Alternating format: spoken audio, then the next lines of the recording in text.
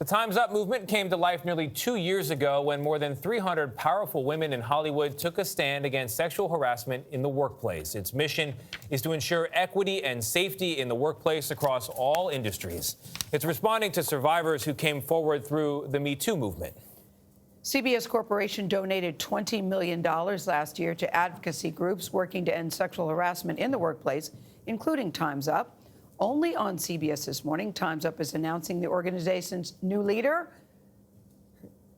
She is here at the table. She's a lawyer. Good morning. Tchen, just slipping in. We like that, Tina.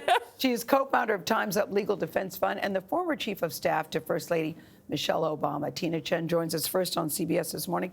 Congratulations and welcome. Congratulations. Oh, thank you. Thank you. I could not be more thrilled to be able to take this job. Why are you thrilled? Because there's been a couple of hiccups. You know, 4 months ago, we had to make a change at the top, and now you are here. What's your biggest challenge? I want to know why you're so thrilled. I saw you back when you were getting ready, and thrilled would be the word to describe you. Thrilled it is. Well, Gayle, I've been living these issues my whole life. What do you I've mean? been a single working mom my entire career, working in places like law firms and the White House. So I've seen the issues that women confront in workplaces, and I've been working on gender equity issues for over 3 decades. What's your biggest challenge, you think, as you sit here today? Well, you know, we need to change companies and workplaces. You know, this is still happening. It's been 3 decades since the Supreme Court outlawed sexual harassment.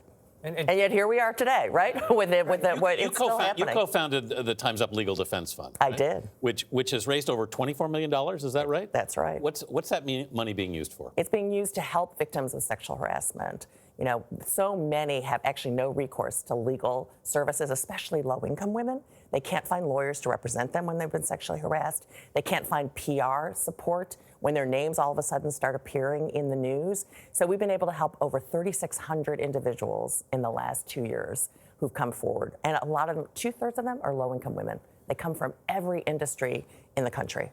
You mentioned changing workplace culture. Your law firm, or you were part of the group focused on that at your law firm. I did. I started it. What did you learn from that effort that you can take forward into this new job? Well, what I learned is this is what's happened in the last 2 years since the first Harvey Weinstein articles is there has been companies coming forward with a willingness that has never happened before to actually think about these issues. They see the risk to their companies if they don't address these issues. They also see the benefits.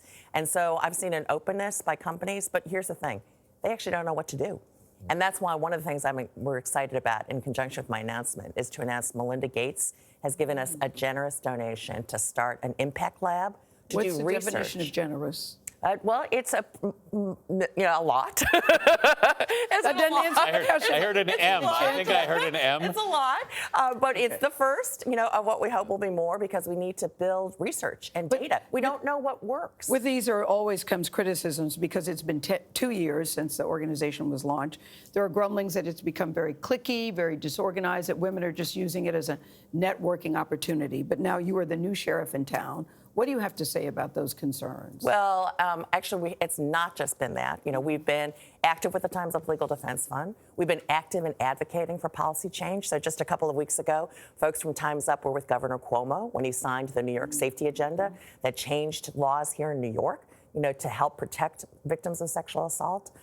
We started something called Who's in the Room out in Hollywood to actually provide a mentoring program for young women and people of color trying to break their way. You say into the men business. need to be part of this solution. Yeah. Absolutely. What role should men be playing now? Well, here's the thing. 95% of Fortune 500 CEOs are men. That's right. If men aren't part of the solution, we're not going to fix this. So men, need to own this as an issue. If you're a CEO, this needs to be your issue, not just your HR department. Your board of directors needs to own the issue.